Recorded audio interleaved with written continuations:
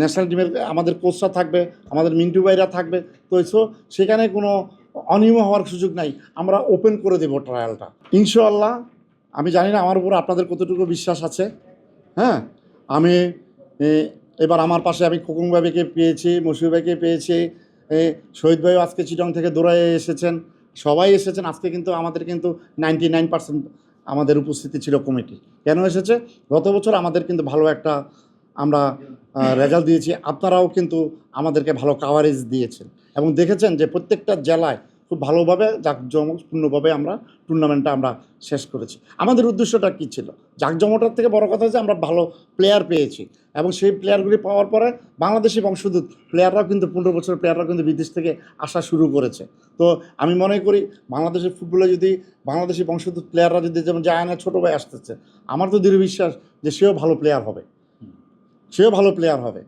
সে তো আর এমনি নিব না, সে ট্রায়ালে সে থাকবে। আমাদের সে ট্রায়ালে টমাস ডুলিও হয়তো থাকবে, ন্যাশনাল টিমের আমাদের কোচরা থাকবে, আমাদের মিন্টু ভাইরা থাকবে।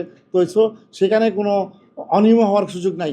আমরা ওপেন করে দেবো ট্রায়ালটা, আপনারাও প্রয়োজনে দেখবেন, কোনো অসুবিধা। আর আমাদের যে 25 জন ট্রায়াল হয়েছে সেটা কমলাপুরে হয়েছে, সেখানে কিন্তু সেটাও আপনারা নিউজ করেছেন যে আমরা 136 বা 37 জন প্লেয়ারদের থেকে আমরা এতজন প্লেয়ার আমরা ট্রায়াল করে নিয়েছি। ওইখানেও কিন্তু কোনো আমরা অনিয়মের কাজ করি না এবং ভালো প্লেয়ার পেয়েছি।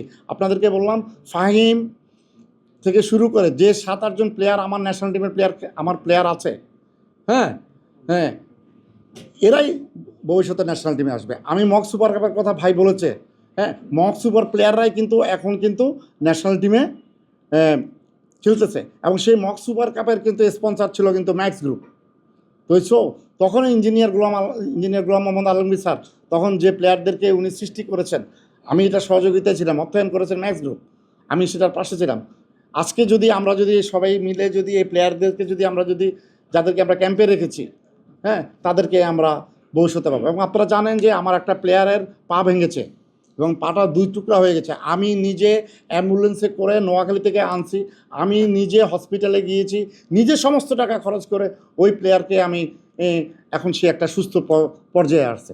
শুধু প্লেয়াররা খেললেই যে অসুস্থ হয়ে গেলে দেখবো তা না, অসুস্থ হলে কিন্তু সেটা আমি এজ এ চেয়ারম্যান হিসেবে কিন্তু আমি ফলো আপে আছি। আমি সেটা আপনারাই কিন্তু টিভিতে নিউজ করেছেন যে এই প্লেয়ারের এই অবস্থা হয়েছে। আপনারা কিন্তু বলতে পারবেন না যে এই প্লেয়ারের কোনো খবর নেই। তো আপনারা আমার জন্য দোয়া করবেন, আমি যেন সামনে যেন সাকসেস হতে পারি।